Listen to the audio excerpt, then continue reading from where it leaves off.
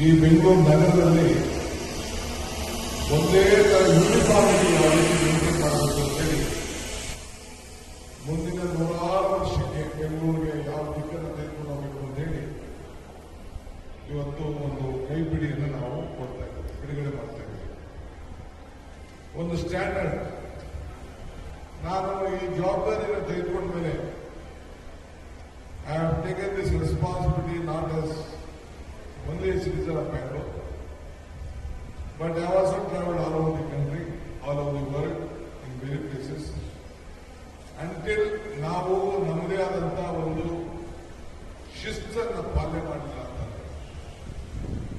ನಾವು ಒಟ್ಟಿಗೆ ಒಂದೇ ತರದ ಯೂನಿಫಾರ್ಮಿಟಿ ನಾವು ಮೇಂಟೈನ್ ಮಾಡಲಿಲ್ಲ ಅಂತ ನಮ್ಮ ಬೆಂಗಳೂರಿಗೆ ನಾವೇ ಮೋಸ ಮಾಡಬೇಕಾಗ್ತದೆ ಅನ್ನೋ ದೃಷ್ಟಿಯಿಂದ ಇವತ್ತು ನಮ್ಮೆಲ್ಲ ಇಂಜಿನಿಯರ್ಸ್ ಇವತ್ತು ಬರ್ತಾರೆ, ನಾಳೆ ಹೋಗ್ತಾರೆ. ಅವರ ಮೇಲೆ ಕೆಲಸ ಮಾಡ್ಕೊಳ್ತಾರೆ, ಹೋಗ್ತಾರೆ. ನಾವು ರಾಜಕಾರಣಿಗಳು ಬರ್ತೀವಿ, ಕಾರ್ಪೊರೇಟರ್ಗಳು ಬರ್ತಾರೆ, MLAಗಳು ಬರ್ತಾರೆ, ಅವ್ರದ್ದೇ ಆದಂತಹ ಲೆಕ್ಕಾಚಾರದಲ್ಲಿ ಅವರು ಕೆಲಸ ಮಾಡ್ಕೊಂಡು ಹೋಗ್ತಾರೆ.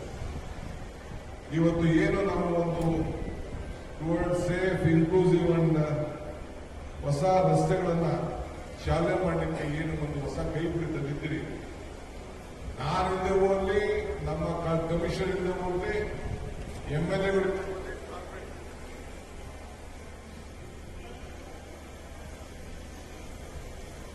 ಹಲೋ ಕಾರ್ಪೊರೇಟ್ ಇಂದ ಹೋಗ್ಲಿ, ಎಲ್ಲರೂ ಕೂಡ ಈ ಕೈಪಿಡಿ ನಡ್ಕೊಂಡು ಹೋಗ್ಬೇಕು. ಇದು ಭಾರತದ ಸಂವಿಧಾನದ ಬಾಬಾ ಸಾಹೇಬ್ ಅಂಬೇಡ್ಕರ್ ಅವರು ಅದಕ್ಕೆ ಭಾರತದ ಸಂವಿಧಾನದ ಒಂದು ಫೋಟೋ ಇಟ್ಬಿಟ್ಟಿದ್ದಾರೆ ಅಂಬೇಡ್ಕರ್ ಅವರು ಬಂದು. ಇವತ್ತು ನಮ್ಮ ಗ್ರಂಥ ಏನಪ್ಪಾ ಅಂದ್ರೆ ನಾವು ಭಾರತ ಸಂವಿಧಾನದ ಪಾಲನೆ ಮಾಡಬೇಕು ಅಂತ ಹೇಳಿ. ಹಾಗೆ ಕಾರ್ಪೊರೇಷನ್ಗೆ ಇದೊಂದು ಗ್ರಂಥ. ಭಾರತದ ಸಂವಿಧಾನ ಹೇಗೆ ನಾವು ಕೈಪಿಡಿಯನ್ನು ನಾವು ಇಟ್ಕೊಂಡು ನಮ್ಮ ಬದುಕನ್ನು ರೂಪಿಸ್ತೇವೆ, ಹಾಗೆ ಬೆಂಗಳೂರನ್ನ ರೂಪಿಸಲಿಕ್ಕೆ ಈ ಒಂದು ಕೈಪಿಡಿಯನ್ನ ಮುಂದಿನ ದಿನದಲ್ಲಿ ರಸ್ತೆ ಹೆಂಗಿರಬೇಕು, ಚರಂಡಿಗಳು ಯಾವ ರೀತಿ ಆಗಬೇಕು, ಪಾರ್ಕ್ಗಳು ಯಾವ ರೀತಿ ಇರಬೇಕು, ಸ್ಟೇಷನ್ಗಳು ಹೆಂಗಿರಬೇಕು, ಯಾವ ರೀತಿ ಡಿಸೈನ್ ಮಾಡಬೇಕು, ಯಾವ ರೀತಿ ಪಾರ್ಕ್ಗಳನ್ನ ಬೆಳೆಸಬೇಕು, ಮರಗಳನ್ನೆಲ್ಲ ಹಾಕಬೇಕು, ಪೋಲ್ಗಳಲ್ಲಿ ಇಡಬೇಕು, ಈ ರೀತಿ ಇವತ್ತು ಹೊಸ ಒಂದು ಕೈಪಿಡಿಯನ್ನ ಇವತ್ತು ಬಿಡುಗಡೆ ಮಾಡುವಂತ ಕೆಲಸ ಮಾಡ್ತಾ ಇದ್ದೇವೆ. ಬಹಳ ಜನ ವೇದಿಕೆಯಲ್ಲಿರೋರು, ಯುವಕರು, ಈಗ ಯಾರು ಇಲ್ಲಿ ಎಕ್ಸಿಬಿಷನ್ ಸುತ್ತಲೂ ಬೆಂಗಳೂರು ಬಗ್ಗೆ ಇನ್ಕ್ಲೂಡಿಂಗ್ ಕ್ಲೈಮೇಟ್ ಆಕ್ಷನ್ ಇರ್ಬೋದು, ಉದ್ಯೋಗ ಸಮೀಪ ತರುವಂತದ್ದು ಇರ್ಬೋದು, ಸಮರ್ಪವಿಲ್ಲದೆ ಜೋಡಣೆ ಮಾಡುವಂಥದ್ದು ಇರ್ಬೋದು. ಸೊ ಬೆಂಗಳೂರನ್ನ ರಸ್ತೆ ಸಾರಿಗೆ ವ್ಯವಸ್ಥೆಯಲ್ಲಿ ಯಾವ ರೀತಿ ಸಹಾಯ ಮಾಡಬೇಕು, ಇವೆಲ್ಲ ಕೂಡ ಇವತ್ತು ಏನು ನಮಗೆ ಸಲಹೆಯನ್ನು ಅನೇಕ ಸಂಸ್ಥೆಯವರು ಕೊಟ್ಟಿದ್ದಾರೆ. ಅದೆಲ್ಲ ನಾನು ಈಗಾಗಲೇ ಎಕ್ಸಿಬಿಷನ್ ನಾನು ಕಣ್ಣಲ್ಲಿ ನೋಡಿದ್ದೇನೆ.